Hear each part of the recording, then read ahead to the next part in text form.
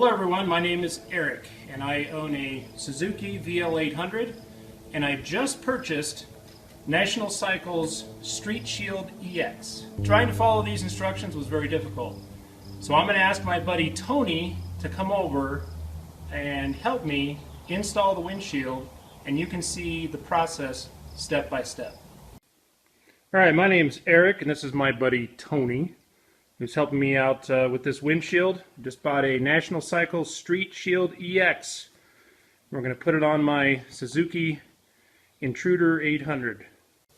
Okay, so Tony, let's kind of dry fit this thing, see what it looks like on the bike. I think that's going to work well. Alright, so now Tony, it's time to read the instructions and put all this stuff together. Good luck to both of us, right? Read the instructions? Okay, Tony, time for the instructions. Step number 1 says open all the bags, group the parts together, blah, blah, blah. Yeah. Step number 2, it says use a padded surface or some other fixture to support the street shield. Well, we just put it on top of a trash can, so it looks good enough by me. Redneck. All right.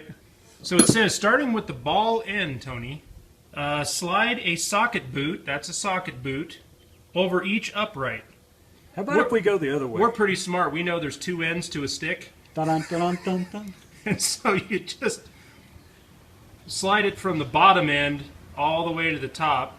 You know, the first time that the instructions kind of read funny, and there we go. And we do that for the other one as well, and that's sitting right here.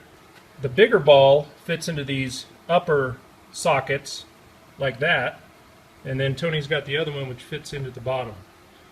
And apparently those don't have sockets on the end of them. Okay, so this is end of the middle of step 2. We have both of these ball-ended uprights with the sockets on the end of them.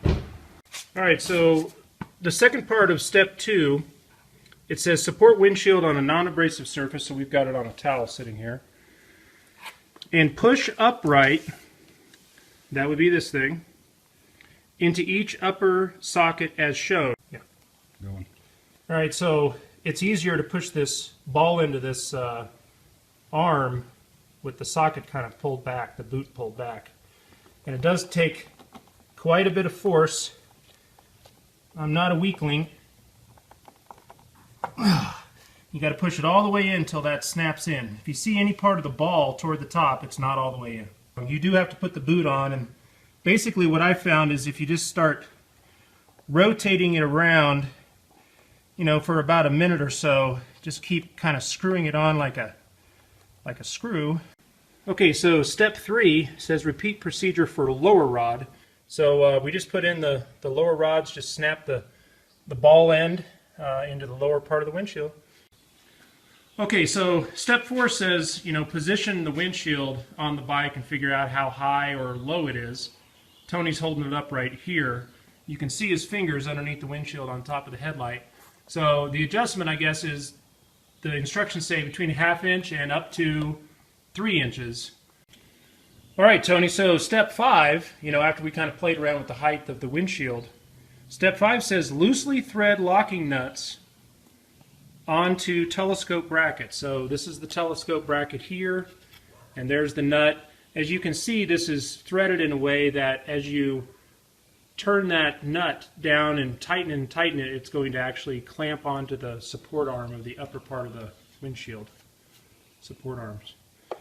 So then the second part of step 5 says slide the appropriate left and right telescope bracket onto the upright. So the thing is, Tony, we're not sure whether this thing is going to go on the inside of the handlebar, the outside of the handlebar, and that will tell us whether that one's the left one and this is the right one or not. We're kind of confused at this point in time. It is confusing, and I've just slipped in the part of the mounting bracket or whatever they call this thing. Just slipped it in here. You can see it's ridged, so that's how it actually locks into place. Yeah. But here's the question: does it go this way, or does it go this way?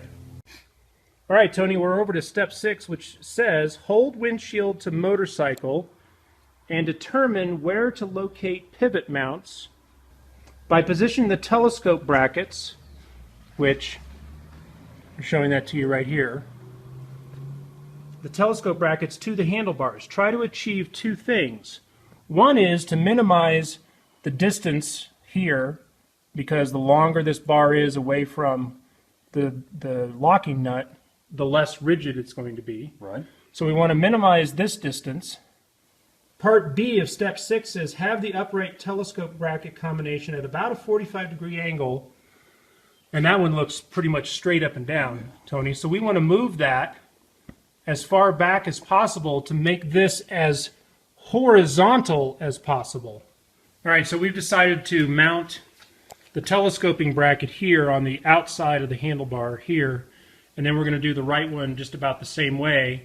Yeah, and we came up about 2/3 or so. Okay, so here we are, Tony. We kind of have finished, for the most part, steps 5 and 6. Not much in the way here, but that's all pretty much mounted. Again, we haven't tightened everything up yet. One thing, we've got our master cylinder, here's our brake line. You can see here that we're really up against it. We've tried to position it so we're not putting a whole lot of pressure on this.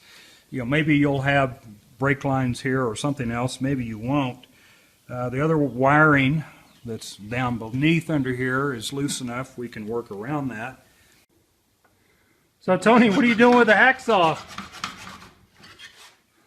Fixing this dang universal kit. Yeah, well, but you can make it work.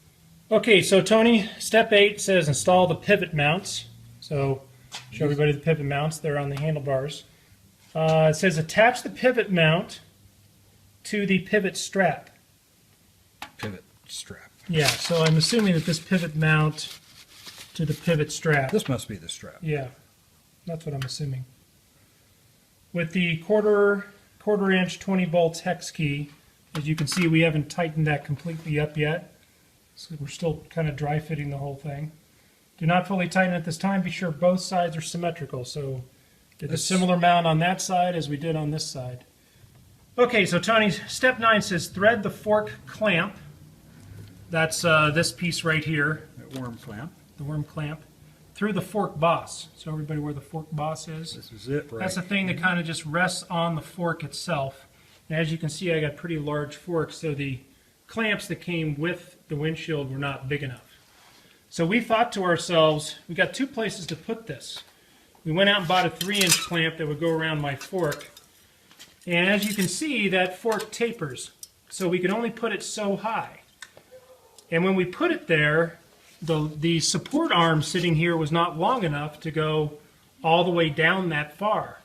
So we decided we can't put it anywhere on the taper at all, so we had to go all the way to the top where it was much more secure. And as you can see how we put this together, there is the fork boss, kind of hard to point to and capture at the same time. I get it.